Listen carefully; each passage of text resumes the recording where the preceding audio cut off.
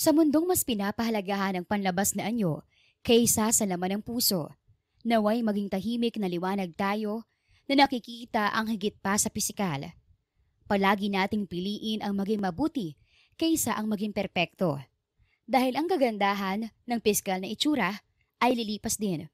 Ngunit ang mabuting puso ay hindi kukupas gaano man kumulubot ang ating balat. Dear Amihan Stories presents The Mayor's Double XL Wife. Written by Binibining Manunulat.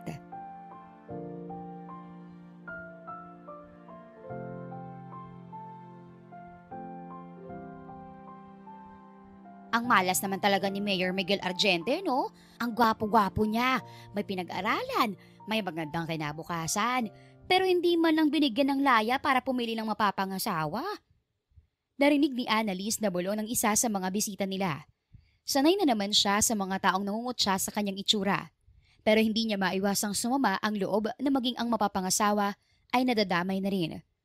Bumuntong hininga siya at pilit ang ngiting ipinagpatuloy ang paglalakad sa altar.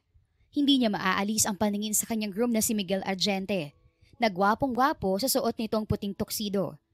Kung iisipin ay siya na siguro ang pinakamaswerteng babae sa mundo dahil mapapakasalan niya ang una at huling lalaki na mamahalin niya. Pero ang totoo ay hindi pa nga dapat matutuloy ang kasal nila kung hindi ginipit ng mga magulang niya ang mga magulang ni Miguel na ipakasal sila, kapalit ng paglimot sa mga utang nito sa kanyang pamilya. Mabuti na lang kamo at mayaman ng pamilya niyang si Annalise. Yun lang naman ang meron ng babaeng yan na pwede niyang ipagmalaki. Pangit na nga, sobrang taba pa. Sabi pa ng isa. Meron pa nga ako narinig na kaya lang naman nagpapakasal yang si Miguel kay Annalise ay dahil ginipit ng mga magulang niyang babaeng yan ang pamilya Argente. Sana dumating si Winona at pigilan ang kasalang ito. Mas bagay pa rin sina Winona at Miguel eh. Si Winona ang confidant ni Miguel. Mula elementary ay magkaibigan ang mga ito. Childhood sweethearts ang pang-aasaran ng mga nakakakilala sa mga ito. Alam na alam din yun ni Annalise. Madalas pa nga siya nasasaktan noon dahil pakiramdam niya ay talo siya ni Winona sa puso ng minamahal. Pero ngayon ay siya pala ang magwawagi. Ipinagkibit balikat na lamang niya ang mga naririnig. Mas pinili niyang maging masaya at positibo sa araw ng kanyang kasal. Matapos ang seremonya ay dumiretso na silang lahat sa venue ng reception. Isa-isang ipinakilala ni Miguel sa kanya ang pamilya at mga kamag-anak nito. Matagal na niyang pangarap na maikasal kay Miguel, kaya pinanatili niya ang masayang muka sa harapan ng lahat kahit na maging sa pamilya ni Miguel ay may naririnig din siyang panlalait. Napapaisip tuloy si Annalise kung maging si Miguel ay nandidiri din kaya sa kanya at gusto na siyang kutsain at wala itong magawa dahil kailangan talaga nitong pakasalan siya. Ikaw na ang bahala sa anak ko, Miguel. Alagaan mo siya at huwag na huwag mong sasaktan at paiiyakin. She's my little princess. Sabi ng ama ni Annalise sa kanyang asawa. Tumango naman si Miguel. Kita ni Annalise ang tuwa sa mga mata ng mga magulang. Ang mama naman niya ay halos maluha na. Hindi tuloy napigilan ni Annalise ang sarili at mahigpit na niyakap ang kanyang ina. Thank you for making my dreams come true, Ma. I love you so much. Bulong ni Annalise sa ina. We will always do whatever makes you happy, my baby. Sagot ng kanyang ina. Napangiti siya sa tinura ng ina. Simula pagkabata ay ganoon na talaga ang kanyang mga magulang. Handa ang mga ito na ibigay sa kanyang lahat kahit na gaano pa kahirap iyon makuha. Matapos ang kanilang kasal ay nagsama agad sila sa iisang bubong ni Miguel. Kasama nila si Mrs. Green, ang sariling yaya nito. Ito ang nag-aasikaso sa kanilang mag-asawa, sa kinakain nila at sa lahat ng mga gawain sa bahay. Paturo si Annalise. Kay Mrs. Green din madalas na nagpapaturo si Annalise kung paano magluto. Gustong-gusto niya kasi na ipinagluluto ang asawa. Sa loob ng 3 buwan, magmula nang ikasal sila, wala nang ibang ginawa si Annalise kundi ang maging perpektong asawa para kay Miguel. Yun lang kasi ang alam niyang gawin para hindi naman ito magsisi sa pagpapakasal sa kanya. Good morning, Mrs. Green. Batin niya sa kanyang yaya. Mula bata pa lang siya ito na nag-aalaga sa kanya. Pangalawang nanay na ang ituring niya rito. Ano pong breakfast natin? Niluto ko ang mga paborito mo. Pork steak at kinataang tulingan. Sagot nito. Napangiti siya. Alam na alam talaga nito ang mga gusto niya. Tumulong na rin siya sa paghahanda ng breakfast nila. May bukod din na pagkain si Miguel. Mas gusto kasi nito ang bread, scrambled eggs at black coffee sa umaga. Maya-maya lang din ay bumaba na si Miguel mula sa kanilang kwarto. Pareho sila nitong binati ni Mrs. Green ng magandang umaga. Hindi na naghintay pa si Annalise at pinagsilbihan na niya ang asawa. I got you a new ring, Ana. Ani Miguel. Napangiti siya sa tinura ng asawa. Excited na pinanood niya si Miguel na kunin ang isang velvet box mula sa pantalon nito. Noong kasal kasi nila ay hindi nagkasya ang wedding band nila sa kanya na mismong si Miguel pa ang bumili. Sinubukan niyang pagkasyahin yon sa daliri niya, pero masyadong mataba ang daliri niya at kahit anong pilit niya ay wala talaga. You got me a new ring? Oh, thank you so much, hubby. Nakangiting sagot niya. Mas malaki na ang singsing ngayon at nang isuot yun sa kanya ni Miguel ay sa wakas nagkasya rin. Feeling niya tuloy ngayon ay buong-buo na ang pagiging mag-asawa nila ni Miguel. Siya nga pala, may ipinadalang invitation ng mga magulang mo, Annalise. Sa isang araw na pala ang 50th wedding anniversary nila, ano? Ani Mrs. Green sabay abot ng invitation sa kanya. Kinuha naman niya yun at binuksan. Napangiti siya. Sobrang swerte niya talaga sa mga magulang niya. Iniidolo niya ang pagsasama ng mga ito. Lalo na't ni minsan, simula nang magkaisip siya ay hindi niya pa narinig na mag-away ang mga magulang. Sana ay ganoon din sila ni Miguel sa future. Dumating ang araw ng wedding anniversary ng mga magulang ni Annalise. Hindi na siya makapaghintay at gusto na niya ulit makasama ang mga magulang. Palagi kasi siyang abala sa pag-aasikaso sa asawa, kaya ang tagal na simula nang huli niyang makita at makasama ang mga ito. May ipinagawang customized evening gown ang mga magulang niya para sa kanya. Isa yung eleganteng itim na evening gown na ay dinisenyo para ipakita ang ganda ng bawat kurba niya. May sweetheart neckline ang gown at off-shoulder sleeves na nagbibigay ng class at romantikong datingan sa kanya. Gawa ang gown sa stretch satin na malambot sa katawan at may A-line cut na nagbibigay ng mahaba at flattering na silhweta sa kanya. May empire waist din ang gown at drape detail para sa mas komportabling fit at forma. Ang kanyang asawa na may itinularan ang kulay ng gown na suot niya. Itim na tuxedo at tie ang suot nito. Hindi niya tuloy maiwasang mamanghas ang hingkakisigan nito. Ang gwapo mo. Are you ready? Pupunta ang mga relatives ko sa anniversary ni mommy at daddy. Ipapakilala kita sa kanilang lahat. Bulong ni Annalise sa asawa habang inaayos ang necktie sa suot nito. Tumango si Miguel. Sanay na siya sa katahimikan ng asawa at hindi na yun bago sa kanya. Nauunawaan naman niya kung bakit ganoon na lang ang pakikitungo nito sa kanya. It was her fault. Kung hindi siya nagpumilit na maikasal dito, ay hindi naman siguro ito magkakaganon. Nang makarating sa venue, marami ng mga bisita. Halos karamihan pa nga sa mga naroon ay umattend din sa kasal nila ni Miguel. Ilang buwan na ang nakalilipas. Marami ang napatingin sa kanilang dalawa ni Miguel nang pumasok sila. Siyempre, alam ni Annalise na puro pangungutya na naman ang marinig niya sa mga ito. Ayos lang naman sa kanya yun. Huwag lang talagang idadamay ng mga ito ang asawa niya. Naupo silang dalawa sa table kasama ang mga magulang ni Miguel. Kasama rin ang kapatid nito na si Elise at ang childhood sweetheart ni Miguel na si Winona at isa pa sa mga kaibigan nito na si Elle. Good evening, Kuya Miguel. Bati ni Elise asawa niya. Pupunta na muna kami sa mga business partners namin at makikipagkwentuhan. Paalam ng father-in-law niya. Miguel, do you want to join us? Yes, Dad. Sagot ng kanyang asawa. Manatili ka na muna kasama sila. Saglit lang ako at babalik din kagad. Paalam naman ng asawa niya sa kanya. Tumangulang si Annalise at hinayaan ng asawa sa gusto nitong gawin. Siya naman ay inabala ang sarili sa mga pika-pika na nasa table nila. Hindi niya alintana ang mga matatalim na tingin ng mga babaeng kasama niya sa table. You really have the audacity to show up here with my brother, ha? Hindi ka ba nahihiya? Sa tingin mo, worth it ba na makita ka na kasama ang kapatid ko? You're just ruining his reputation. Ang pangit mo na nga ang taba-taba mo pa. Inis na sabi sa kanya ni Elise. Tumawa ng malakas si Winona. Pasalamat na nga lang kamo talaga siya na mayaman ang pamilya niya. If not, she's nothing. Definitely a worthless. Nakakaawa naman si Miguel. Wala ba talaga siyang ibang choice kundi tanggapin na lang ang babaeng yan? Singit naman ni Elle. Ginipit na ng pamilya namin. Kaya wala kaming ibang magawa kundi ang pumayag sa gusto nila. Sagot ni Elise. This is my parents' anniversary. Of course, I should be here. Anya sa kalmadong tinig at saka nagbuntong hininga. Sinikap niyang wag na lang pansinin ang mga kasamang babae sa mesa. Kailangan niyang itatak sa isip niyang hipag niya ang isa sa mga ito. ay pinagpatuloy niya ang pagkain kahit na hindi matapos-tapos ang tatlong babae sa kakainsulto sa kanya. Ilang minuto pang lumipas, nagsimula na ang party. May dalawang host sa gitna na nag-entertain sa kanilang lahat. At nagsimula na ring mag-serve ng main course ang mga server. Imbis na kumain, ay mas pinili ni Annalise na uminom ng wine. Naiinis siya sa mga naririnig niya. Pero ayaw naman niyang patulan sina Elise dahil natatakot siyang baka masira lang ang event. Hindi na mabilang kung ilang baso ng wine ang nainom ni Annalise. Wala pang hating gabi pero ramdam na agad niya ang pag-ikot ng paningin. Annalise, you wanna dance? Tanong sa kanya ni Winona. Tumango si Annalise at sumama kay Winona papunta sa gitnang parte ng events hall na kinaroroonan nila. Nang tumugtog ang upbeat mix ng isang kilalang 80s love song, ay lumipad sa kanya ang mga tingin ng mga bisita. Tinititigan niya ang kanyang mga magulang na nakaupo sa presidential table. Ngumiti siya at sinimulan ng sayaw. Puno ng kumpiyansa sa sarili at suwabe ang bawat galaw sa simula. Pero ilang segundo pa lang ang nakakalipas ay napansin na niya ang kawalan niya ng koordinasyon.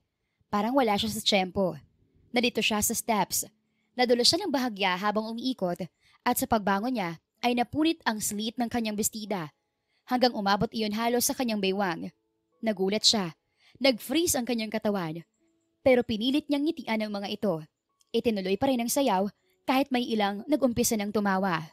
Narinig niya ang bulungan na noong unay mahina hanggang naging lantaran na ang mga halakak.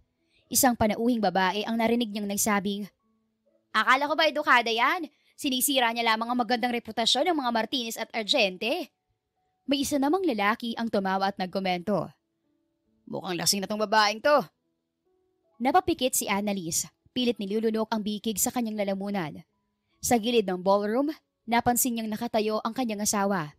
Galit na galit ang mga titig nito sa kanya. Nakakuyom ang kamao. Nang matapos ang musika, ay napakalakas ang palakpakan ng ibang bisita. Hindi dahil sa paghanga, kundi sa epic show na ipinakita niya. Tila natuod sa kinatatayuan niya si Elise. Paalis na sana siya kung hindi lamang lumapit sa kanyang muli si Winona na tumatawa. What a great show, Annalise! Alam mo ba kung gaano kagalit ngayon si Miguel? Ang totoo nga niyan, pinapunta ako rito ni Miguel para sabihin sa'yo kung gaano kanya ikinakahiya. Pabulong na sabi ni Winona. Nakagat ni Annalise ang kanyang pang-ibabang labi upang pigilan ang nagbabadyang pagtulo ng kanyang mga luha. Kaya pala siya niyaya ni Winona na sumayaw kanina ay para lang mapahiya siya. At siya namang tanga ay hinayaan niya ang sarili na pagkatuwaan ng mga ito. You set me up, Winona. Pinasayaw mo ko rito para mapahiya, hindi ba? Gigil na asik niya. Kunwaring napamaang ang babae sa kanya. What? Wala akong ginagawa, ha? Bakit hindi mo pa aminin? Gusto mo akong ipahiya sa harap ng maraming tao. Gusto mo akong ipahiya sa harap ng asawa ko. You're delusional. Wala naman akong ginawa. Niyaya lang kitang sumayaw at nasayaw pa rin kung sasayaw ka ba o hindi. Sabi ni Winona. Napailing na lamang si Annalise at hindi na pinansin ng babae. Aalis na sana siya nang makaramdam ng may tumulak sa kanya dahilan para sumubsob ang mukha niya sa malaking cake ng mga magulang. Pagtayo ni Annalise ay ramdam niyang puno ng icing ang mukha niya. Bumuntong hininga siya. Pagbalik niya sa mesa nila ay sinalubong siya ng malamig na tingin ni Miguel. Anong ginagawa mo? Tanong nito sa malamig na tinig. Halos pabulong ngunit puno ng galit. Miguel, I was just... Just what? Making a fool out of yourself? Out of me? Nakatayo pa rin ito sa harapan niya, nang gagalaiti sa galit. Akala mo siguro nakakatawa yun, no? Do you even realize how many people are laughing us to you right now? At sa akin? Nanlaki ang mga mata ni Annalise. Hindi ko naman intensyon. Hindi mo intensyon. You dance like a desperate drunk woman in front of all our relatives and my colleagues. Nakakahiya ka. You always do this. Palagi mong gusto ng atensyon, kahit wala ka na sa lugar. Hindi na siya nakasagot. Parang binuhusan siya ng malamig na tubig. Ang paligid ay unti-unting nawawala. Para bang ang tanging malinaw na naririnig na lamang niya ay ang tibok ng puso niya. Mabilis at masakit. Hindi siya umiyak. Hindi niya kayang umiyak sa harap ng maraming tao. Pero ramdam niya ang pagkapahiya, ang pagkatupok ng dignidad niya. Habang nakatayo siyang parang estatwa sa harap ng asawa ngayon ay tila hindi na niya kilala. Tumalikod si Miguel at iniwan siyang mag-isa sa mesa. Natahimik ang lahat. Walang gustong lumapit sa kanya. Kahit ang sariling ama't ina ay abalang kinakausap ang ibang bisita na tila nagkukunwaring walang nangyari. 3 araw ang mabilis na lumipas mula nang mangyari ang kahihiyan niya sa event ng mga magulang.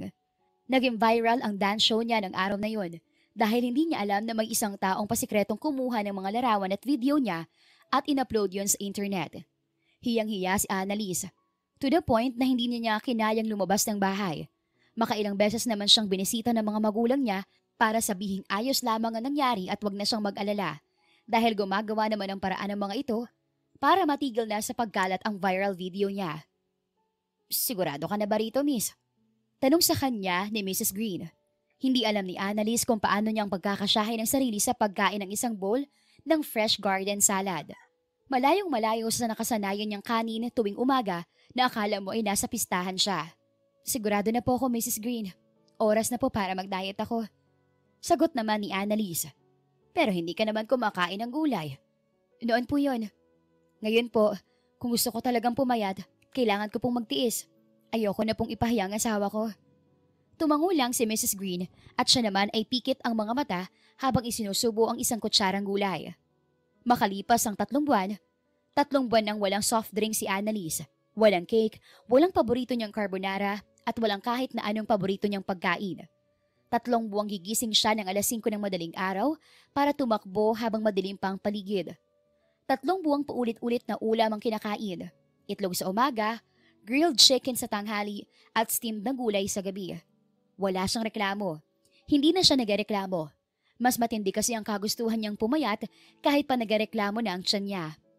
Bawat butil ng kanin ay tinatanggihan niya. Bawat piraso ng tsokolate na tinatapon niya ay kabayaran sa kahihiyang naranasan niya noong gabing iyon. Ang gabing hindi niya malilimutan.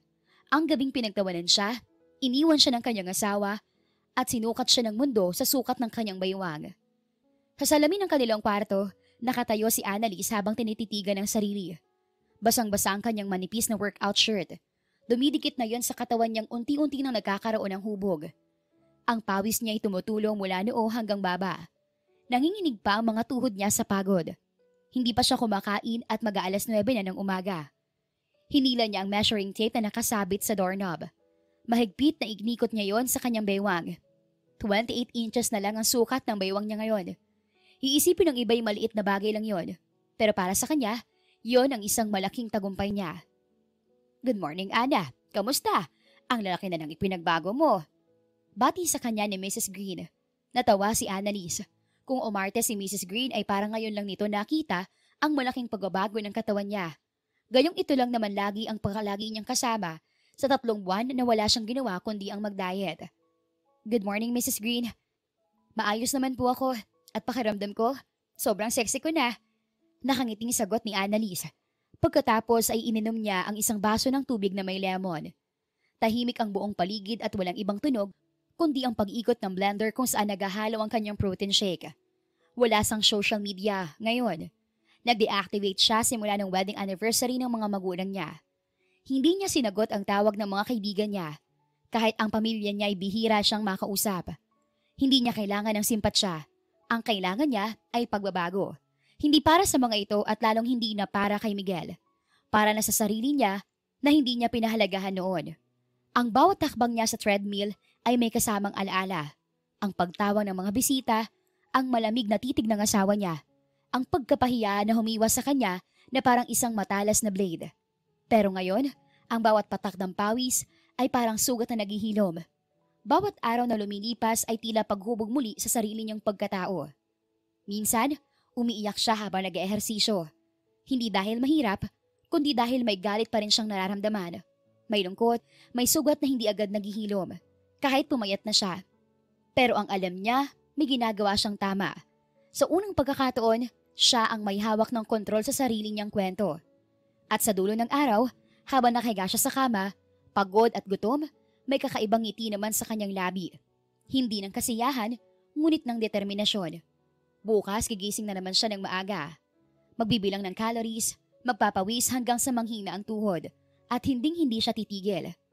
Dahil si Annalise ay hindi na ang babaeng pinagtawanan at kinukutsa ng lahat noon, lalaban na siya at ipapakita sa lahat kung sino ba talaga siya. "May ipinadala nga palang invitation ng asawa mo, Ana. Dadalo ka ba sa birthday party niya?" Ani Mrs. Green sabay pakita sa kanya ng isang invitation. Napairap si Annalise. Hindi ko po alam kung handa na ba ako makita siya ulit. Sagot niya sa matanda. 3 buwan na rin niyang hindi nakakita ang asawa. Hindi pa kasi ito umuwi sa kanilang bahay simula noong wedding anniversary ng mga magulang niya. Dahil naging abala ito sa katungkulan bilang mayor ng munisipalidad nila. Bukod pa roon ay ito na rin kasi ang nag-intindi sa negosyo ng kanyang pamilya. Hindi naman naging problema iyon kay Annalise. Pabor pa nga dahil gusto niyang sorpresahin ang asawa sa malaking ipinagbago niya. Ang ganda-ganda mo na talaga, Ana. At ang sexy-sexy pa. Paniguradong maglalaway si Miguel kapag nakita ka niya. Ani Mrs. Green. Napailing na lamang si Annalise. Thank you po, Mrs. Green. Pero mukhang hindi po mangyayari yan. Simpleng sagot niya. Bakit naman? Pareho naman po nating alam na ibang babae ang mahal niya. Hindi ka naman siguro papakasalan ni Miguel kung talagang wala siyang nararamdaman para sa'yo. Napailing si Annalise. Hindi po niya ako pinakasalan dahil may nararamdaman din siya sa akin. Pinakasalan niya lang po ako dahil wala naman siyang ibang choice. Bakit hindi mo ipinaglaban ang nararamdaman mo? Madali na lang gawin yun ngayon dahil kasal naman kayo. Sa mata ng tao at ng Diyos, legal na pagmamayari mo siya. Mapaitan na pangiti si Annalise. Annulment na lang po ang gusto ko ngayon, Mrs. Green. Pagod na po akong ipagpilitan na sa kanyang sarili ko eh. Kung annulment ang sagot para maging masaya kaming pareho, ibibigay ko po yun sa kanya. Sagot ni Annalise. Pinagtitinginan si Annalise habang elegante siyang naglalakad sa harapan ng maraming tao. Dumalo siya sa kaarawan ni Miguel. Yun ang unang beses na nakita niya sa mga mata ng mga ito ang labis na pagkamangha sa kanya. Ibang-iba noong mataba pa siya. Pangit at puno ng tigiyawat ang buong muka. Nakakatuwa talaga ang mga taong ito. Noon ay puro panalait na lamang ang naririnig niya sa mga ito. Napailing na lamang siya at hinanap ang kanyang asawa para mabati ito ng maligayang kaarawan. Wala pa man, ay iniisip na niya kung ano magiging reaksyon ni Miguel kapag nakita na nito ang pagbabago sa itsura niya. Marami ng bisita sa function room kung saan gaganapin ang kaarawan ng asawa niya. Mayroong mga businessman at businesswoman. Mayroon din namang mga galing sa politika. Naroon din ang pamilya at mga kamag-anak ni Miguel. Hindi nga lang niya makita kung naroon din ba ang mga magulang niya o kung hindi pa dumarating ang mga ito. Good evening, miss. Are you lost? Tanong ni Elise nang harangan nito ang dinaraanan niya. Sarkastikong napangiti si Annalise. Tingnan mo nga naman at marunong din naman palang rumispeto ang kapatid ni Miguel. Ibig sabihin lang niyon na itsura ang basihan nito sa pagrespeto sa isang tao. I'm not lost. I'm just looking for my husband. Sagot niya. Sino bang asawa mo at para matulungan kita sa paghahanap sa kanya? I really like your ball gown. Saang prominenteng pamilya ka ba nanggaling? Sasagot na sana siya nang lumapit pa ang dalawang kaibigan ni Elise na sina Winona at Elle. Kasunod ng mga ito ay ang asawa niyang titig na titig sa kanya ngayon. Ana? Tawag sa kanya nito na may buong paghanga. What? Sigaw ni Elise. No, this can't be. She's obviously not Annalise. Kilala naman nating lahat ng babaeng yun. Malaki na, mataba pa. Singit ni Winona. At sobrang imposible naman na pumayat siya at gumanda ng ganyang kabilis sa loob lang ng 3 buwan. Tama, imposibleng si Annalise yan. Si Elle naman. Nagdaas ng kilay si Annalise at ipinakita kay Miguel ang wedding band na suot niya. Kung kailangan niyang patunayan na siya talaga si Annalise, ang wedding band ang isa sa naisip niyang magpapatunay niyon. Si Miguel ang bumili ng singsing niya, kaya paniguradong mamumukaan agad yun ang asawa niya. Hindi naman niya masisisi ang mga ito sa naging reaksyon. Mahirap nga naman talagang paniwalaan na ang laki ng ipinagbago niya sa loob lang ng 3 buwan na lumipas. Sapat na ba itong pruweba na ako si Annalise Argente? Ang nag-iisang asawa ni Miguel Argente? Sarkastikong sagot niya. Nagsinghapan ang mga babae sa harapan niya. Inis na napi Annalise at nakamang aalis na lang nang pigilan siya ng asawa. It's my birthday. Stay. Please. Pakiusap nito sa kanya. Malalim na buntong hininga ang ibinigay ni Annalise. Ngunit pinagbigyan din ng asawa. Agad naman siyang inasikaso nito. Lumipat sila sa isang bakanting table at mabilis na nagpadala ng mga pagkain si Miguel sa isang server. Naninibago siya sa ganoong pakikitungo sa kanya ng asawa at alam naman niyang nagkakaganoon ito dahil sa malaking pagbabago niya sa pisikal niyang itsura. Kumusta? I'm sorry. Naging abala ako nito mga nakaraang buwan. Kaya hindi ako nakakauwi sa bahay natin. pagbubukas nito ng topic. Ayos lang naman, pero bakit hindi mo pa gawin ng tuluyan? Hindi kita maintindihan. Ngumiti siya. Yung hindi mo pag-uwi sa bahay, gawin mo na ng tuluyan. I want you out, Miguel. Ipapaanal na lang natin ang kasal. What? Why? No, ayoko ng annulment. Anong ayaw mo ng annulment? Come on, Miguel. Let's be real. Napilitan ka lang naman na magpakasal sa akin dahil ginipit kayo ng mga magulang ko, di ba? Oras na siguro para tapusin na natin ang kalokohan na to at maging masaya tayo sa mga buhay natin. No, di ako papayag. You are my wife, Annalise. Hindi magbabago yun. Mariing sagot nito. Napamaang na lamang si Annalise sa katigasan ng ulo ng kanyang asawa. Akala pa naman niya ay matutuwa ito kapag inalok niya ng annulment dahil magiging malaya na ito para sa pinakamamahal nitong si Winona. Pero nagalit pa ito at nagmatigas. Paano ba niya i-bring up muli ang annulment na ito na hindi ito magagalit at pagbibigyan agad ang gusto niya? Pinanonood niya lamang ang asawa habang pinaglalagyan siya nito ng pagkain sa plato. Bumuntong hininga si Annalise at itinulak ang plato na puno ng mga paborito niyang pagkain na iniiwasan na niyang kainin ngayon. Gulat na napatingin sa kanya si Miguel. Ayaw mo? Paborito mong lahat ng yan, di ba? I'm on a diet, Miguel. At pwede bang wag ka nang umarte riyan na parang kakilalang kilala mo ko? Bakit? Totoo naman ah. May alam ako sa'yo. Kahit hindi pa ganun kadami, hindi sapat ang 3 buwan para makilala kita ng lubusan. Hindi ba't ayaw na ayaw mo sa green tea kasi sabi mo lasang damo? Sa umaga, mas gusto mo kumain ng kanin kaysa tinapay dahil mas marami kang energy kapag nagkanin ka. Ayaw mo rin ng tsaa. Coffee with cream lang ang iniinom mo. Sa gabi, hindi ka nakakatulog kapag walang mosquito net sa mga paa mo. Dahil yun ang pampatulog mo. Ayaw na ayaw mo rin naiiwang mag-isa sa gabi. Lalo na kung kumukulog at kumikidlat. Kaya kung hindi ako nasa tabi mo, palaging si Miss Green ang hanap mo. Hindi alam ni Annalise kung paano mag-react sa mga pinagsasabi ni Miguel. Totoo naman kasi ang lahat ng yon. Labis niyang ikinagulat dahil hindi naman niya ay naalalang sinabi niya ang mga bagay na yon sa asawa.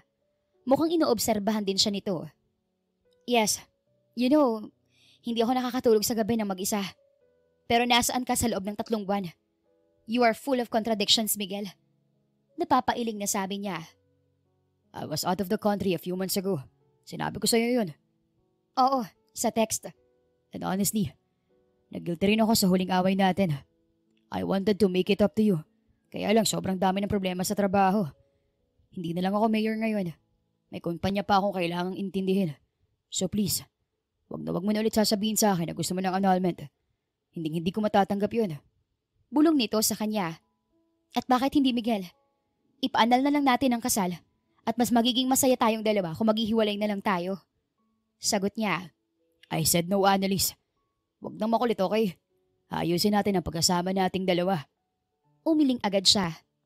Hindi ko nakakalimutan ang galit mo sa akin ng gabing yon.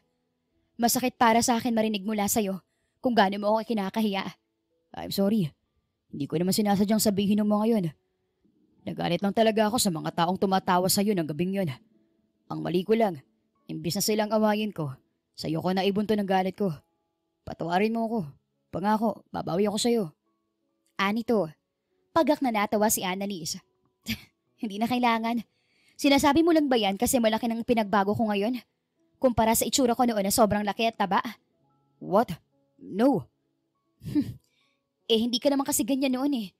Paniguradong ko na natili ako mataba at pangit. Hinding-hindi mo ako lalapitan at kakausapin ng ganito ngayon sa harap ng maraming tao. Ikinakahiya mo pa nga ako, di ba? I never meant it that way, Annalise. I'm sorry. Hinging paumanhin ito. Hindi na siya kumibo. Kumuha na lamang siya ng mga vegetable dish at yun ang sinimulang kainin. Hindi naman kailangan na palaging gulay ang kainin niya. Pero sa 3 buwan na wala siyang ibang ginagawa kundi ang mag-diet, ay nakasanayan na niya ang pagkain niyon. I thought you hate vegetables. Gusto mo ngang kare-kare at menudo ang palaging ulam, di ba? Hindi ba't ikaw ang nagbawal sa akin kumain ng mga paborito ko? Hindi ko makakalimutan na sinabi mo yun kay Miss Green. Nabawasan niyang pagluluto ng mga paboritong pagkain ko. Dahil para din naman sa'yo yun. Sa tingin mo ba, masustansya ang araw-araw na pagkain mo ng baboy at mga mamantikang pagkain? Nag-aalala lang naman ako sa'yo at sa kalusugan mo. Nagtaas ng kilay si Annalise at ipinagpatuloy na lamang ang pagkain. Hindi niya alam kung maniniwala ba siya sa asawa. Napuno na ng pagtatampo ang puso niya at hindi pa niya mapapatawad ito agad. Kahit na panay ang pag-aalaga at pakyut nito sa kanya ngayong gabi. Hindi mo lang ba ako babatiin? It's my birthday, Annalise. Umirap siya. Happy birthday, my beloved husband. Sana maging masaya ka ngayong gabi. Sarkastikong bulong niya. Nakita niyang napailing na lamang si Miguel. Ngunit may ngiting sinusupil sa mga labi. Muling sumubo ng gulay si Annalise. Hindi na siya kumibo at wala rin naman kasi siyang sasabihin pa. Ayaw naman niyang tuluyang sirain ang gabi ni Miguel. Kung muli niyang ibabalik ang topic sa annulment na gusto niya. Sa susunod na lang niya gagawin siguro iyon. Good evening, Mayor. Bati ni Mr. Adriano.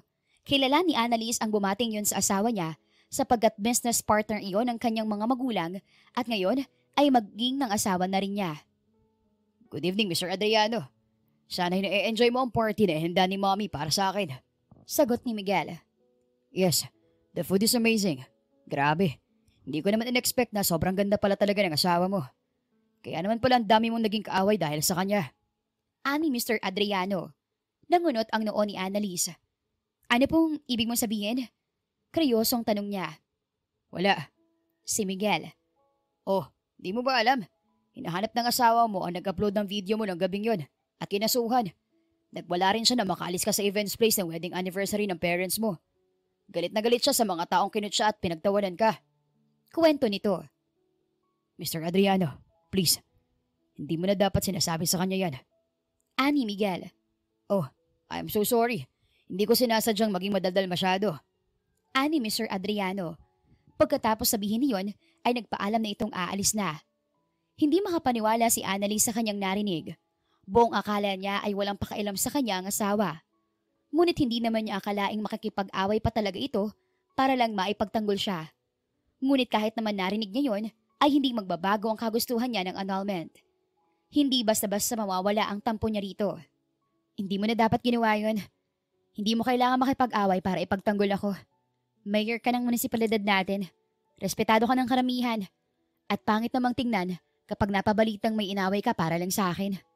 Sabi ni Annalise. Nakita niya ang pagbuntong hininga ni Miguel. Hindi bali nang pumangit ang reputasyon ko.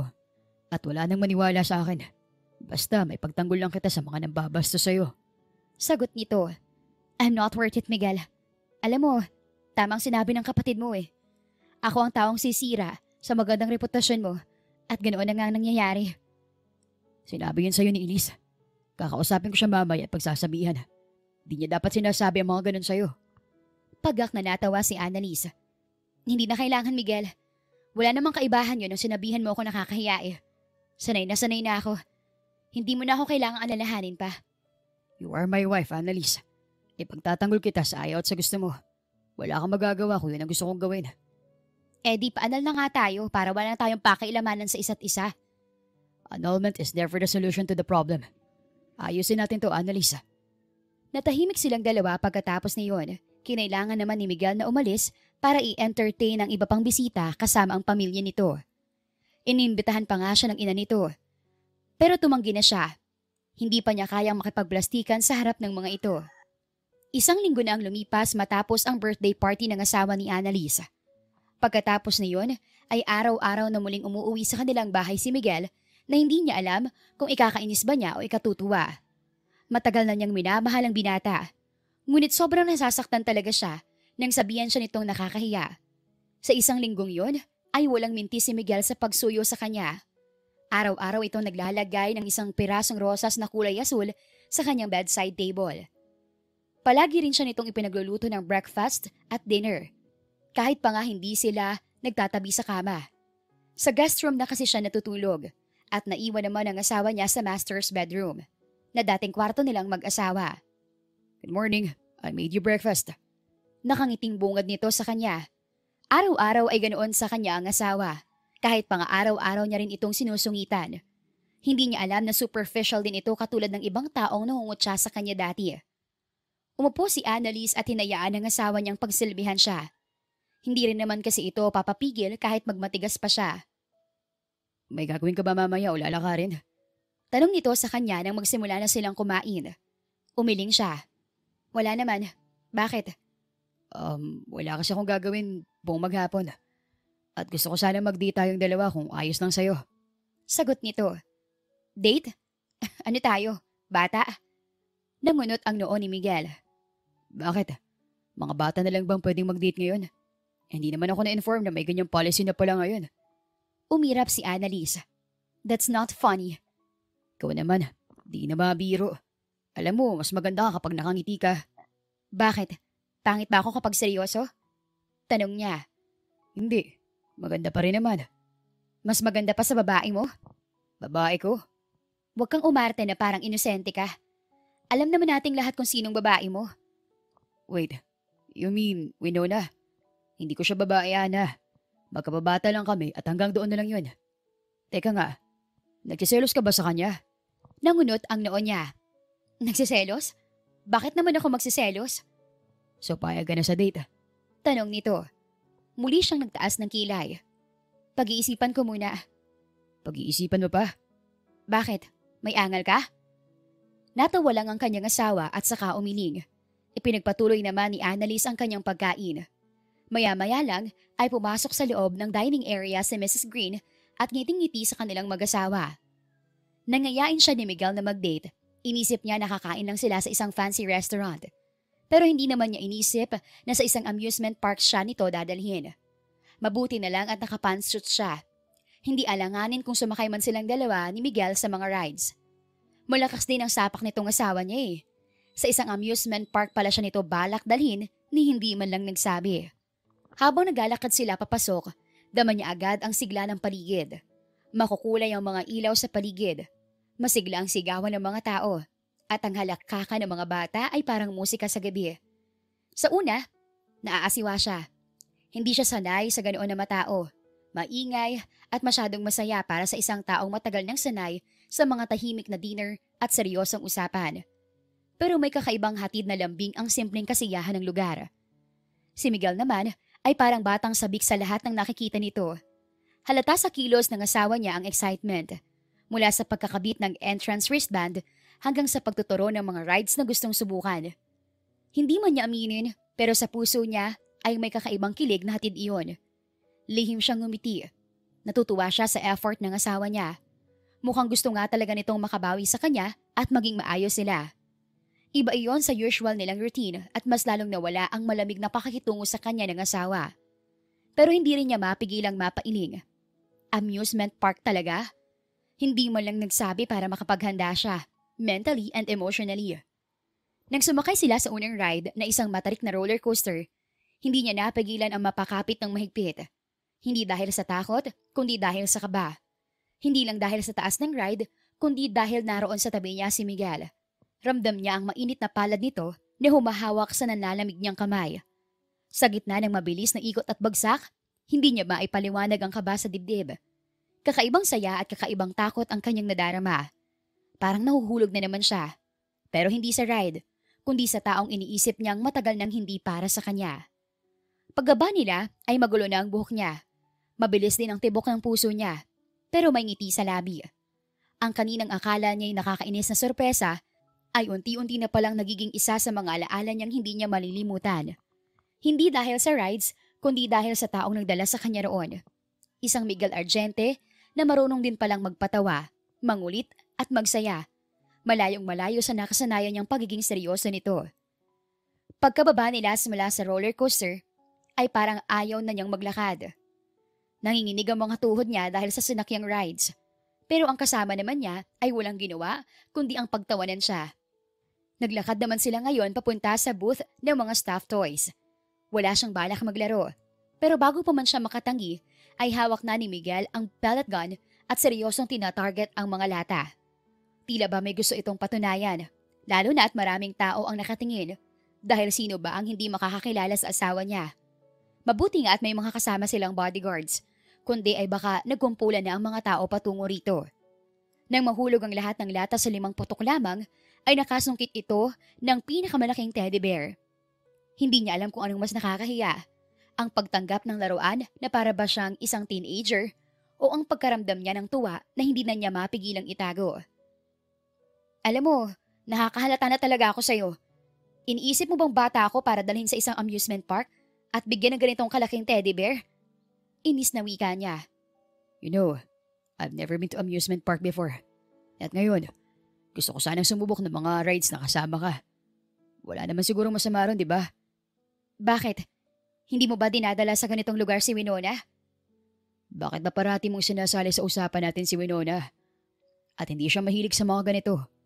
Mas gusto pa rin niyon ang mag-shopping kasama si Elisa.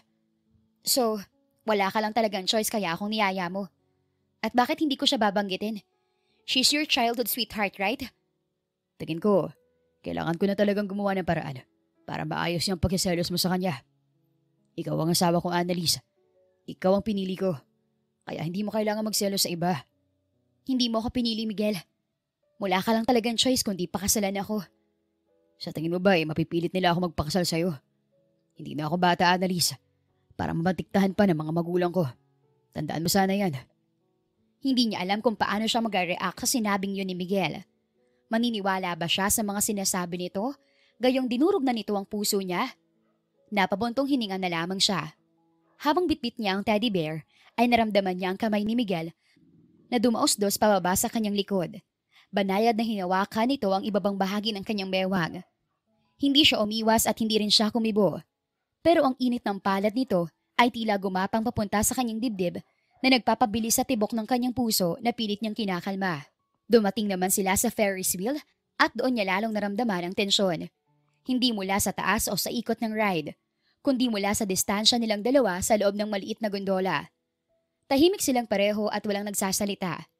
Pero rinig na rinig niya ang bawat paghinga ni Miguel. Minsan ay magkasabay pa silang dalawa. Napatingin siya sa labas, sa mga ilaw, sa kalangitang madilim pero puno ng bituin. Ngunit sa totoo lang, mas gusto niyang maramdaman ang presensya ng lalaking katabi kaysa pagmasdan ng tanawin. Maya-maya'y bahagyang sumayad ang tuhod niya sa tuhod nito. Hindi siya umurong at sa hindi inaasahang sandali ay marahang lumapat ang balikat ni Miguel sa kanya. Hindi niya inaasahan ang biglang pagpatong ng jacket nito sa balikat niya, kahit hindi naman siya giniginaw. Pero mas nag-init ang kanyang balat sa simpleng haplos na iyon, dahil kasama sa pag-aalalang iyon, ang pagmamahal na hindi idinadaan sa salita, pero ipinaparamdam sa kilos. Sa pagbaba nila ng Ferris wheel, hindi na sila parehong nagsalita pa. Pero ang mga kamay nila ay kusang nagtagpo. Dahang-dahang nagsalikop na tila ba sinadya iyon ng pagkakataon. Ang saya ko ngayong gabi. Komento ni Miguel habang inihintay nila ang tapsilog na in-order nila. Wala na sila sa amusement park. Humanap lang sila ng isang eatery para roon mag-apunan. Nag-request kasi si Miguel na magtapsilog daw sila dahil namimiss na nitong kumain iyon. Hindi naman niya matanggihan ang asawa, kaya't pinagbigyan na lamang niya. Umupo sila sa isang mesang gawa sa kahoy. Medyo gasgas na iyon sa tagal ng serbisyo, pero malinis naman.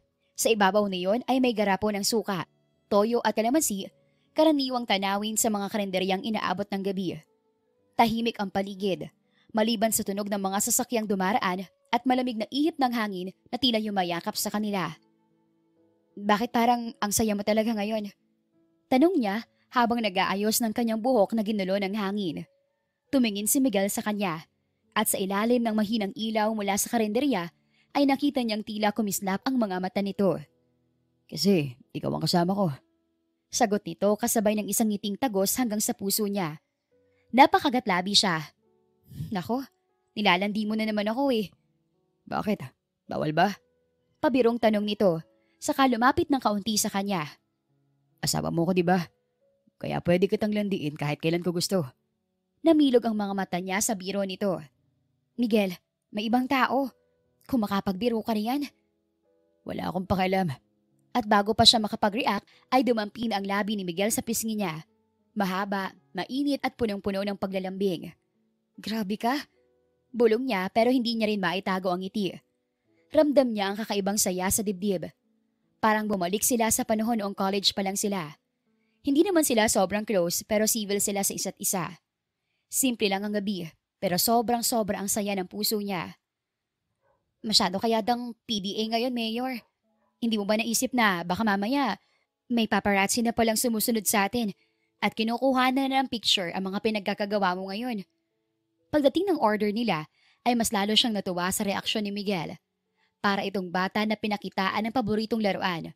Tuwang-tuwa sa kakainin nila. Ang bango. Sigaw nito, sabay hawak sa plato ng tapsilog. Namiss ko to sobra. Alin ang namiss mo? Tapsilog dito o yung tapsilog sa gilid ng university natin noon?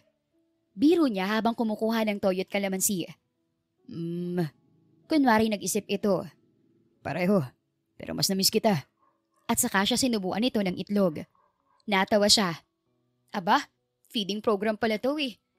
Tapos mamaya, ikaw naman ang dessert ko. Bulong nito sabay kindat sa kanya. Napailing na lamang siya, pero hindi rin naman niya mapigilang mapangiti. Hindi man marangya ang lugar, hindi man mamahalin ang pagkain, pero sa gabing yon, ramdam na ramdam niya ang kahulugan ng pagmamahal. Simple, totoo, at sapat na sapat para sa puso niyang matagal na naghahanap ng ganoong klaseng saya.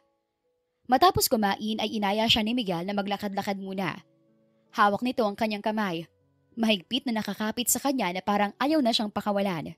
Alam mo, habang buhay kong dadalhin ng gabing to. Bulong ni Miguel, habang magkatabi silang naglalakad sa ilalim ng mga ilaw sa poste. Hindi dahil sa tapsilog, kundi dahil sa'yo. Simple lang naman ang lahat eh. But you made it very special to me. Salamat, Annalise. Salamat dahil sa kabila ng lahat ng nagawa ko sa'yo. Hinayaan mo pa rin akong makasama ka ngayong gabi. At sa gabing iyon na tahimik, sa gitna ng kalye at maliwanag na buwan, naramdaman niyang wala nang masihigit pa sa pagmamahal ng kanyang asawa. Sapat na ang simpleng paghawak kamay nila, paghalik nito sa kanyang pisngi at ang mga titig nito na nagsasabing kahit sa gitna ng karaniwang gabi ay espesyal pa rin siya. Pagkatapos ng masayang hapunan at paglalakad-lakad nila para magpababa ng kinain, ay nagdesisyon na silang umuwi. Tahimik ang biyahe pa uwi. Hindi dahil sa kakulangan ng pag-uusapan, kundi dahil sa kasiyahang pilit nilang isinasa puso. Hawak ni Miguel ang manibela habang palihim na sumusulyap sa kanya. Siya naman ay nakasandal sa upuan. Hawak-hawak ang kamay nito habang pinipilit ikubli ang ngiti sa mga labi. Hindi siya sanay sa ganoong pakikitungo sa kanya ni Miguel. Ngunit gustong-gusto naman niya ang paraan ng pagpapakilig nito sa kanya. Simple lang naman ang ginawa nilang date, pero tagos sa puso yon. Hindi niya makakalimutan at habang buhay niyang aalalahanin, dahil sa gabing yon, ay tunay niyang nadama ang sweetness ng kanyang asawa.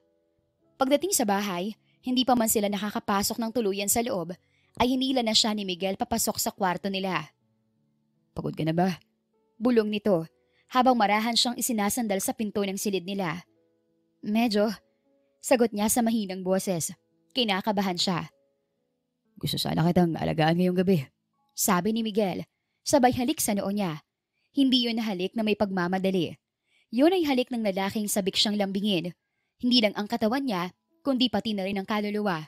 Ganoong katamis. Naglakad sila papasok at sa ilalim ng malamlam na ilaw ng kwarto ay pinatugtog ni Miguel ang paborito nilang love song. Isa iyong mabagal na kanta na palagi nilang pinapakinggan noong bago pa lamang sila ikinasal. Sa gitna ng kwarto, niyakap siya nito mula sa likod habang dahang-dahang umiindayog sa musika. I miss this. Bulong niya habang nakapikit at ninanamnam ang bawat haplos ng palad ng asawa sa kanyang bewang. Then, let me make up for it. Sagot nito. Humarap siya rito at doon na nagsimula ang mas masuyong tagpo nilang dalawa. Mga halik na mabagal. Pero puno naman ng pangungulila. Hinawakan ni Miguel ang kanyang pisngi sa kamarahan siyang tinitigan. Alam mo bang kapag nakatingin ako sa'yo, hindi lang asawa ko nakikita ko. Nakikita ko ang tahanan ko. Sabi nito. Kahit gaano kagulong mundo, sa'yo lang ako uuwi. Napasinghap siya at bago pa tuluyang maluha ay hinalikan na siya ni Miguel. Labi sa labi, marahan, masarap at walang pagmamadali. Kasabay ng bawat halik nito ay ang unti-unting pagbagsak ng mga damit niya sa malamig na sahig. Kasunod naman niyon ay ang paghuhubad din ni Miguel ng mga suot nito. Excited na siya at hindi makapaghintay sa gagawin nila ng asawa. Yun kasi ang unang beses na gagawin nila ang bagay na yon dahil hindi naman natuloy ang honeymoon nila matapos ang kanilang kasal dahil hindi pa siya handa. She was full of insecurities back then. Sa ilalim ng manipis na kumot at gitna ng bulungan at tawa nilang dalawa, paulit-ulit niyang naramdaman kung gaano siya kamahal ni Miguel. Hindi sa paraan ng pagkilos nito sa kanyang katawan, kundi sa paraan ng pagkakakupkup nito sa kanyang damdamin. Sa bawat haplos, sa bawat salita, at sa bawat titig sa kanya ng asawa. At bago pa sila kapwa dalawin ng antok, ay marahan siyang niyakap ni Miguel. Inilapit ang labi nito sa tenga niya at saka bumulong. Salamat kasi ikaw pa rin ang kasama ko hanggang ngayon.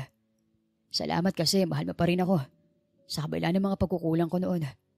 Ngumiti siya at bumulong pabalik. Mahal na mahal kita. Palagi. Mahal din kita, Annalise. Mahal na mahal. Pasensya ka na kung nahuli ako bago ko na-realize kung gaano kita kamahal.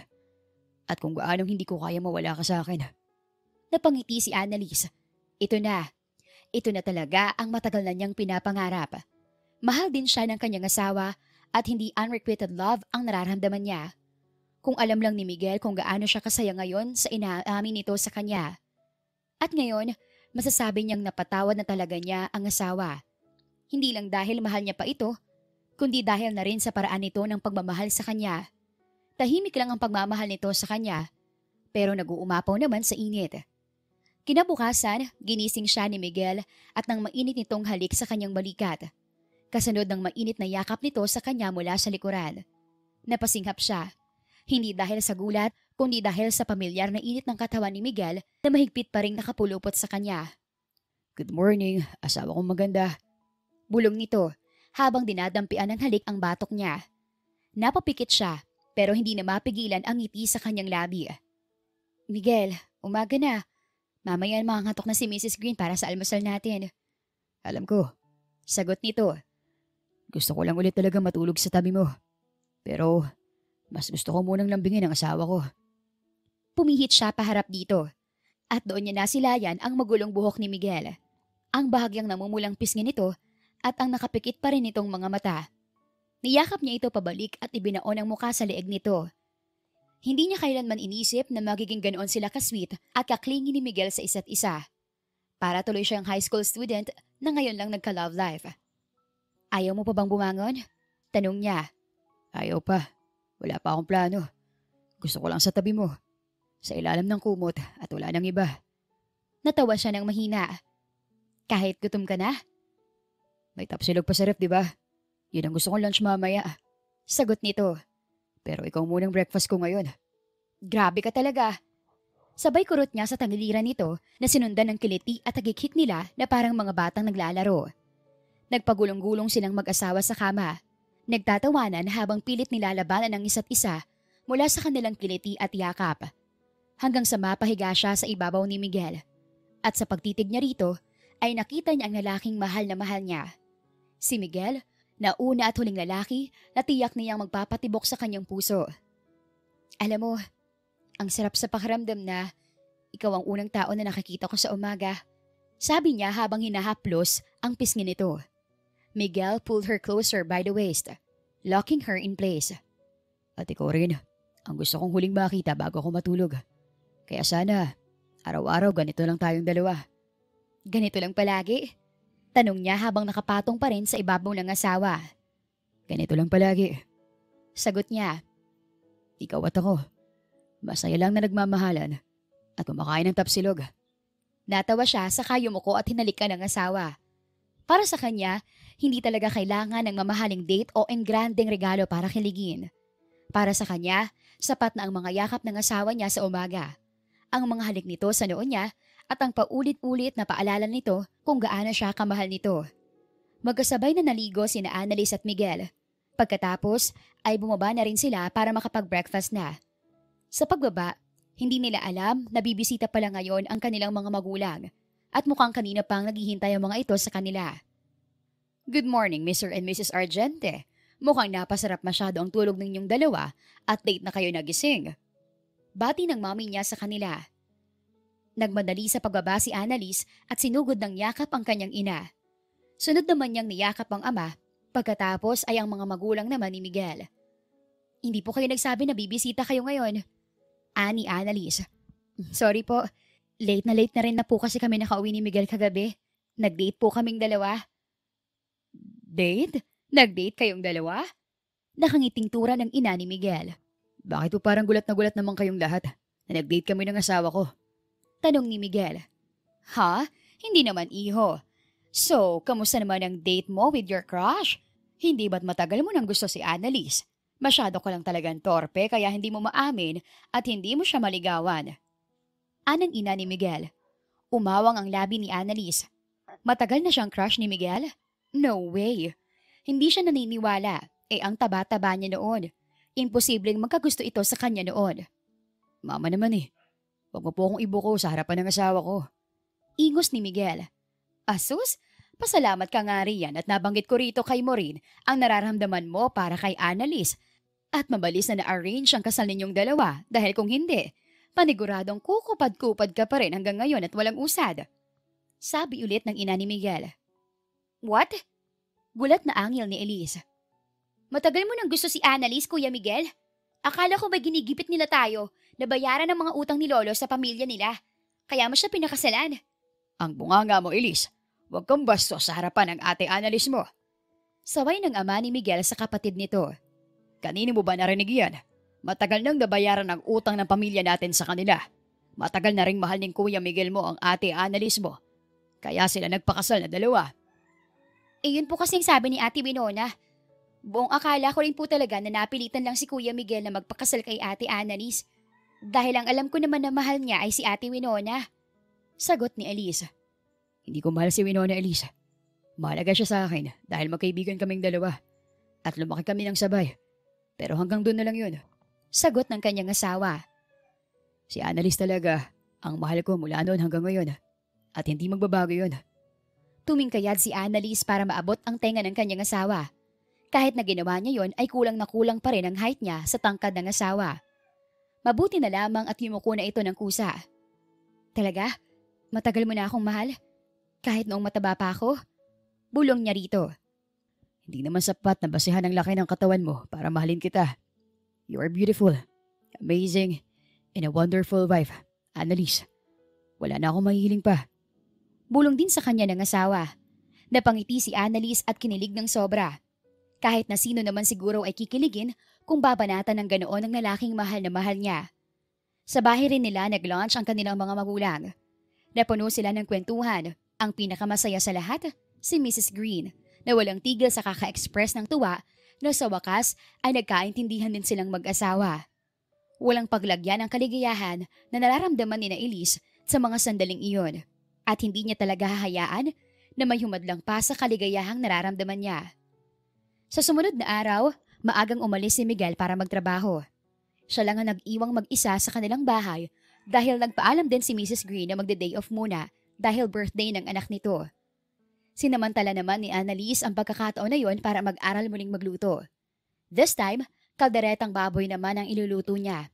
Ang paboritong ulam ng kanyang asawa. Sa kalagitnaan ng pagluluto niya, ay nakarinig siya na nagdo-doorbell. Pinatay na muna niya ang niluluto at inilabas kung sino man yun. Nagtaas ng kilay si Annalise nang makitang si Winona ang hindi inaasahang bisita.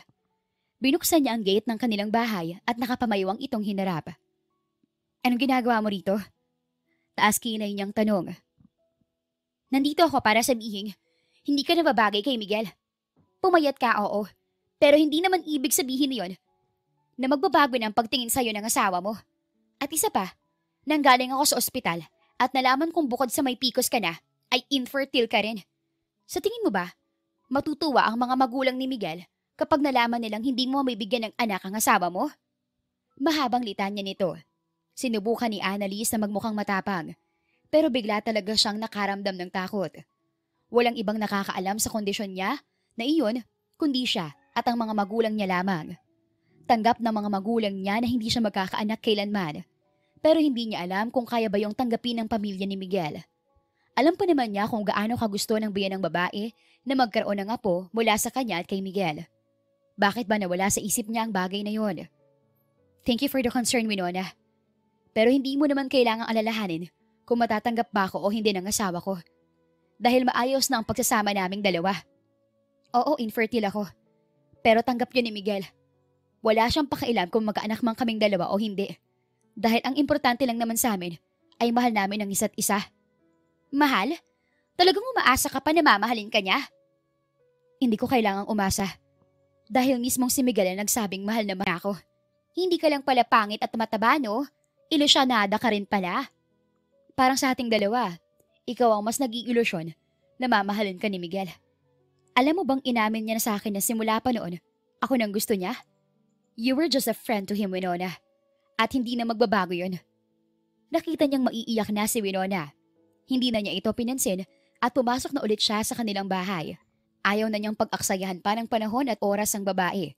Dahil wala naman itong maiaambag na maganda sa buhay niya. Maghapon na inintay ni Annalise ang kanyang asawa. Nagdesisyon siyang sabihin dito na hindi siya magkakaanak. Ngayon, kung maisipan man ito na hiwalayan siya, ay pagbibigyan niya ito. Kahit naman siya ay sobrang disappointed din sa sarili niya na hindi siya magkakaroon ng anak. Pangarap pa naman niyang maging isang ina. Honey, I'm home. Sigaw ni Miguel. Napangiti naman si Annalise at mabilis na lumapit sa asawa. Kinuha niya ang dalang briefcase nito at tinulungan na rin itong magtanggal ng suit. Thank you. Pasasalamat nito sa kanya. Pumunta nga pala si Winona rito kanina. Pagkukwento niya. Bakit daw? May ginawa ba siya sa'yo? Inaway ka ba niya? Sunod-sunod na tanong nito. Umiling siya. Hindi, actually, pinaalalahanan niya pa nga ako eh. Pinaalalahanan saan? I'm infertile, Miguel. Bukod sa PCOS ko, hindi rin talaga kita kayang bigyan ng anak. Pagpapakatotoo niya, kung gusto mo na makipaghiwalay, hindi kita pipigilan. Alam ko naman kung gaano mo ka gusto na magkaanak na. Hinihintay niyang magalit at madisappoint ang asawa. Pero nagulat siya sa naging sagot nito sa kanya. And so what? Honey, yes, maybe you're infertile. But that doesn't mean that we don't have a chance to have a baby. Being infertile doesn't make you any less of a person. If you're thinking that I'm leaving you, then I hope you really think that true. I'd even tie you to myself if that's the only way to keep you by my side. Pero gusto mo magkaanak, di ba? Bata pa naman tayo, hon. Pwede pa tayong sumubok ng sumubok. Ngayon, kung hindi talaga makakaya, edi saka na tayo maghanap ng ibang ways para magkaanak. Pwede din naman tayo mag-ampon. Sagot nito sa kanya. Hindi na napigilan ni Annalise ang mga luha niya sa pagbuhos.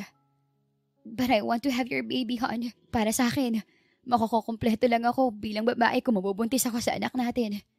Sagot niya. We'll find a way, okay? Hindi tayo susuko hanggat hindi tayo nagkakaanak. Gagawin natin ang lahat, okay? Unti-unting tumango si Annalise. At mas naging kalmado na siya ngayon. Mabuti na lang talaga at understanding ang asawa niya. Makalipas ang ilang buwan. So, ngayong maayos ng relasyon ninyo, kailan niyo naman kami balak na bigyan ng apo? Nakangiting tanong ng ina ni Miguel nang minsang magsama-sama sila sa isang weekend. Nagkatinginan silang dalawang mag-asawa. Sinenyasan niya si Miguel at mabilis naman itong inilabas ang isang pregnancy test kit sa harapan ng kanilang mga magulang. Positive? You're pregnant? Sigaw ng mommy niya, tuwang-tuwa sa balitang hatid nila. Tumango ang kanyang asawa. After months and months of trying, sa wakas ay magkakaroon na sila ng anak ni Miguel. Tama naman din nga, infertility is not always permanent. Hirap nga lang silang makabuo, pero with proper care naman ay naging maayos din ang lahat. Natupad na ang pangarap niyang magkaroon sila ng anak ni Miguel. At ngayon ay wala na siyang ibang gagawin kundi ang alagaan ng sarili para sa kanyang anak. Miracle baby pa naman kung ituring nila ni Miguel ang ipinagbubuntis niya. Ngayon, matapos ang lahat ay masayang-masaya na si Annalise. Hindi niya pinagsisisihan na pinatawad niya noon ang asawa. Dahil kung hindi niya rin alam kung magiging ganito ba siya kasaya ngayon. At araw-araw niyang ipagpapasalamat sa Diyos ang mga biyayang natanggap niya sa kabila ng lahat. Wala na siyang mahihiling pa. The end. Kung nagustuhan ninyo ang aming istorya, ay huwag kalimutan na mag-like at subscribe. Mag-iingat po tayong lahat. Salamat!